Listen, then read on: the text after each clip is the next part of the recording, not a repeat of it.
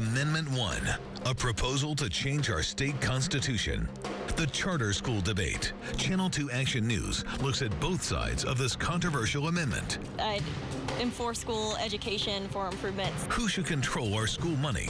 What is the potential impact in the classroom?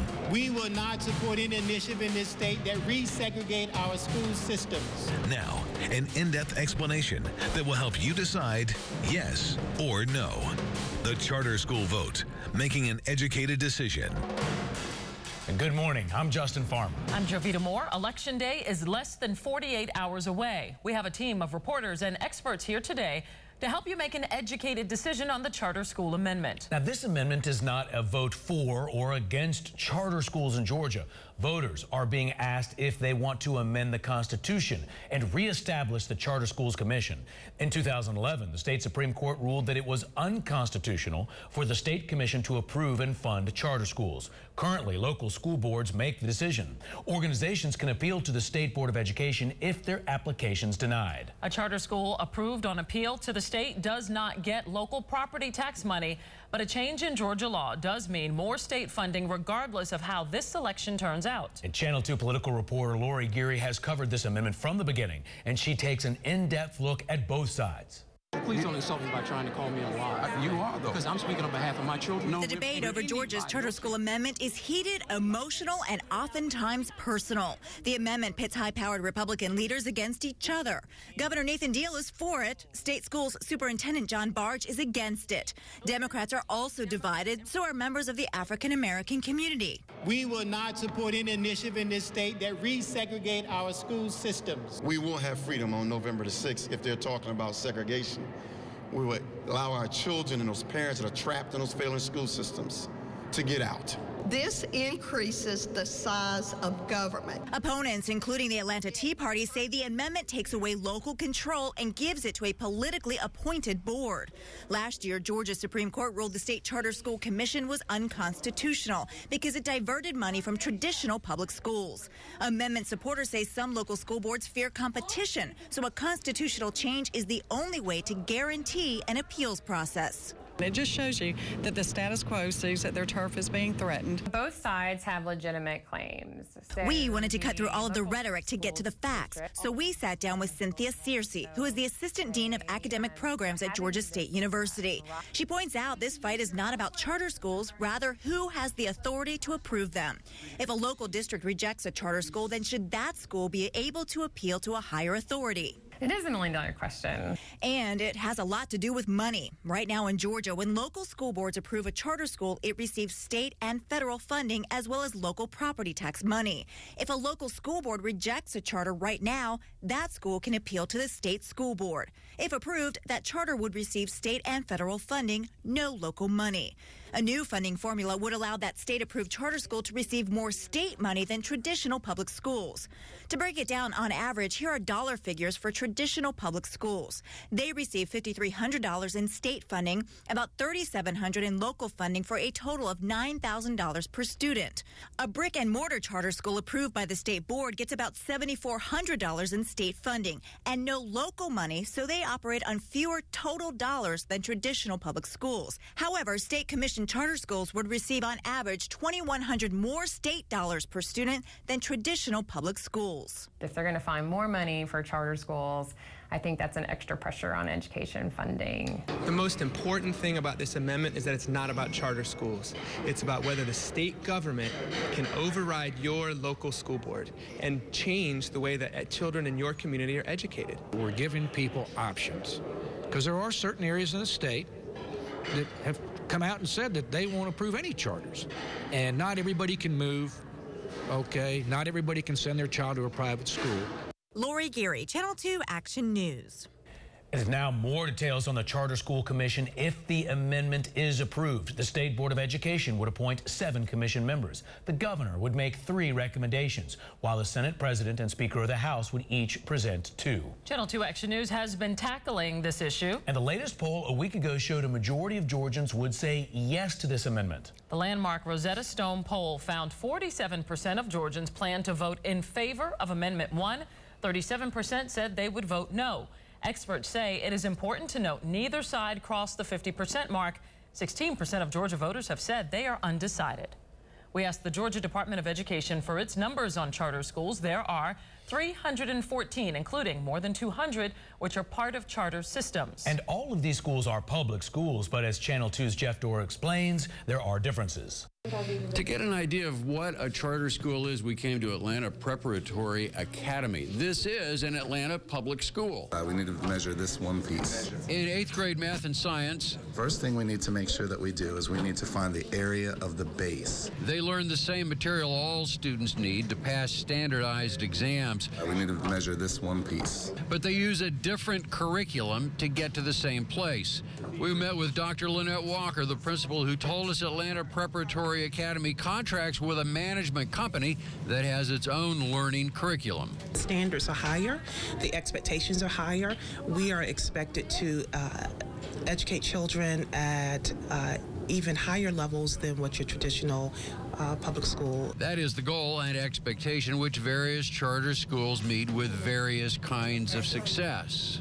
If you wanted to start a charter school from the ground floor, you might want to start with a visit to a man on the 32nd floor of that Midtown building.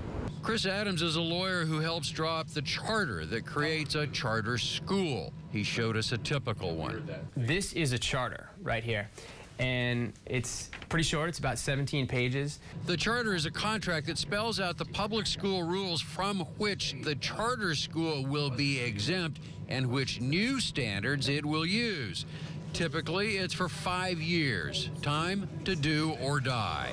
We want to say to these charter schools, go out, try something new, see if it works.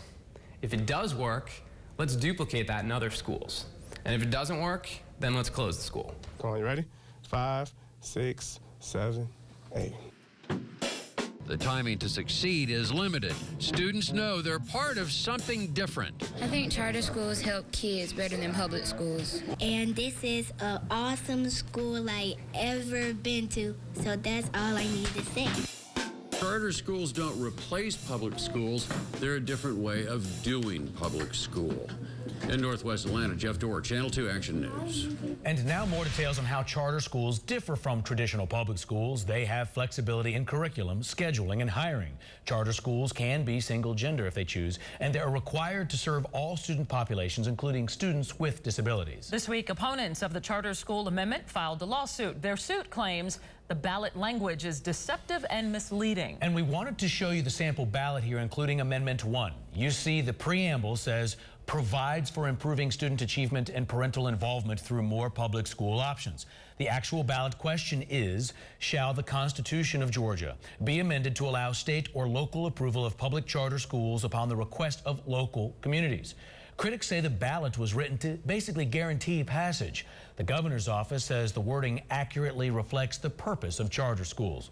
Now, the charter school amendment is getting a lot of buzz on social media. We want to hear what you have to say and how you're voting. You can post comments on WSB's Facebook page or join the Twitter conversation using hashtag YourVoteOn2 and follow us at WSB-TV and at All Things WSB. Coming up, the questions you've already sent Channel 2 about the charter school amendment. Our political team will explain the funding confusion and address claims by both supporters and critics next.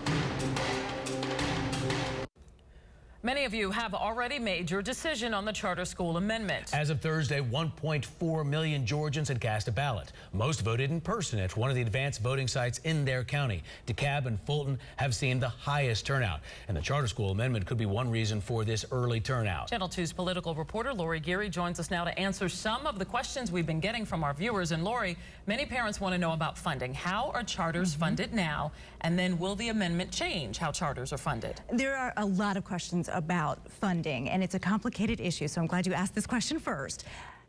If a local school board approves a charter, that charter school will get local, state, and federal funding. If they are denied a charter and they appeal to the state school board, they get no local funding. So that state charter school will only receive state funding and federal funding. But here's a caveat, and there are several. During the legislative session last year, lawmakers passed a law saying that these state commissioned charter schools would get more state funding per pupil than traditional public schools. So they get $2,100 more per pupil than these traditional schools. And that's a big source of controversy with the opponents of this amendment. But also keep in mind, because they don't get that local piece of funding, they actually operate on less total dollars than the traditional public schools. So it's confusing, it's complicated, but very, very important. So Lori, the charter schools operate with total less dollars in total. Yes. And yet they say that these are better schools that offer a better education for the children who attend them. Right. Is there any proof of this? No, because the opponents say the opposite. So you kind of get a mixed bag of results. But I asked our education expert, Dr. Cynthia Searcy with Georgia State University. What was interesting to me is that there's been no in-depth analysis, no in-depth study comparing these charter schools and how they're actually doing with traditional public schools. Now, there have been some in other states, but the results are mixed. But there's not been any done here in Georgia. So she says for supporters or opponents of this amendment to say that charter schools are doing better or worse than traditional public schools, those folks are actually being misleading. And in about 10 years, we've had no specific study on how well they do perform. This week, we saw the issue of race become more prominent in this controversy over charter schools. Why is that? Well, just this week, we heard Dr. Joseph Lowery, civil rights leader, go on the airwaves saying that this would actually lead, if this charter school amendment is passed, it would lead to resegregation of Georgia's public schools.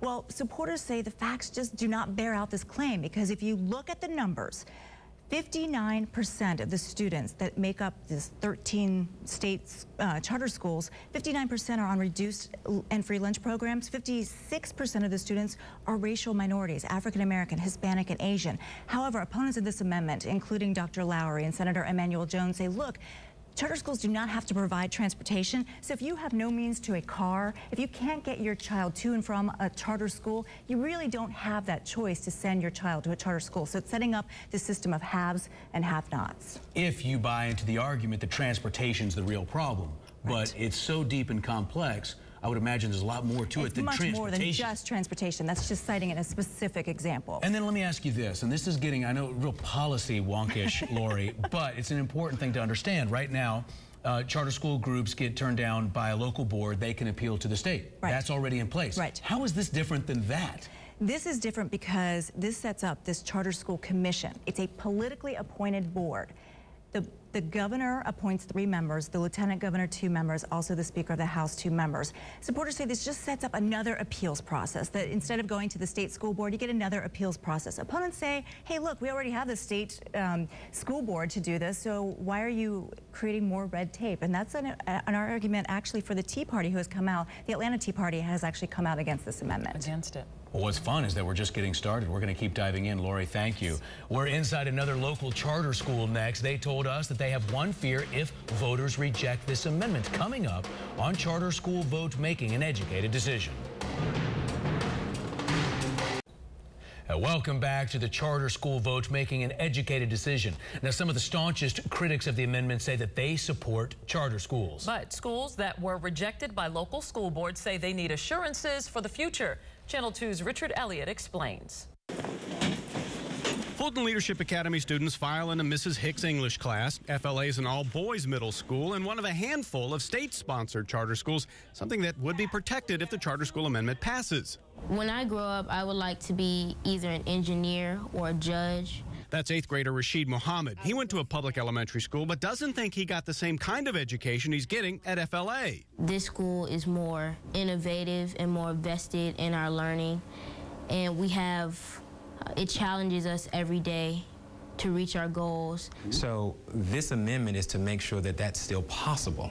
So I spoke with FLA's principal, Dr. Gavin Sams. He's been with the school since the beginning. He says they brought the concept of an all-boys charter school to Fulton County, but he says the county rejected it. So they went instead to the state, where it was approved both before and after the state Supreme Court ruled the state commission was unconstitutional. He's concerned that should the amendment fail, the county could come back again and shut them down. So the only way to sort of protect schools like mine against being shut down for being unconstitutional is to have an amendment that says and reinforces the notion that the state is actually able to charter a school. FLA parent Kyla Carter thinks the school's concept has changed the lives of a lot of the students. It has been an experience that has changed our son. It has changed the lives of the boys around him. Rashid Muhammad hopes voters say yes. If they really do understand us and if they really do care about our education and the future of the world, then they should vote yes for the amendment. In South Fulton County, Richard Elliott, Channel 2 Action News. Both sides of the charter school amendment have accused the other of scare tactics. The state school superintendent has been a vocal opponent of this amendment. He says charter schools are protected by the current system. Charter applicants can already appeal a denial by a local board to the State Board of Education. Our political analyst joins us on set next. And we'll take a closer look at why this amendment is such a divisive issue. Welcome back to Channel 2's in-depth look at the charter school amendment. And Channel 2 political analyst Bill Crane with us this morning. Bill, talk about politically charged, politically divisive, and yet we're talking about students, kids. But maybe we're not really talking about students. Yeah, we're supposed to be talking about students and kids. It's about money, it's about power, it's about local control, it's about race. The Republican Party is largely predominantly white. Most local school boards at the larger systems in Atlanta are controlled by a majority black school system with a black superintendent, so you've got the issue of race. And then you've got some murky data on performance and expenditure, all of which boils down to who's going to mind the store and who's going to mind the money about whether or not we grant these charters. And who's going to mind it now and who's going to mind it later. That all factors in as well. Now, some charter schools, existing charter schools, are concerned that if this amendment does not pass, then their local school boards will come back and shut them down. Could that happen? Not in a rush, but they do have a charter review period. I mean, that's part of the contract you sign. 5 years, you look at the data, the results, and they're out.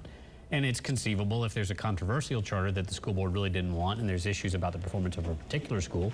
All charter schools are public schools, but all charter schools are not created equal, that they could be shut down. Like Ivy Prep had a lot of problems with Gwinnett County School Board, as an example. So the proponents, the folks who want to say yes on this issue, are getting some out-of-state dollars for this campaign. What's that about? Well, charter schools are successes in many other states. They've been around for 20 years. The city of Detroit's going all charter. New York is looking at going all charter. Chicago is looking at going all charter. And here in Georgia, the city of Decatur's all charter. Fulton County is all charter, partly because the legislature held a $100 a head carrot that if you win all charter, you got $100 extra in state funding. But again, back to where the dollars go, if those local school boards want those schools shut down, which is much less likely to happen, what will happen is those local dollars will be pulled back. And again, that's what it's about, is who controls the local part of those dollars. And Bill, what do you think are some of the voter misconceptions about this amendment? That the charter schools are private schools, they're public schools, that it's going to automatically resegregate. I mean, many charter schools, like one of the first in Georgia, Drew Charter School, is an Atlanta school in East Lake Meadows, and most of the population walks to that school, even though they don't provide transportation.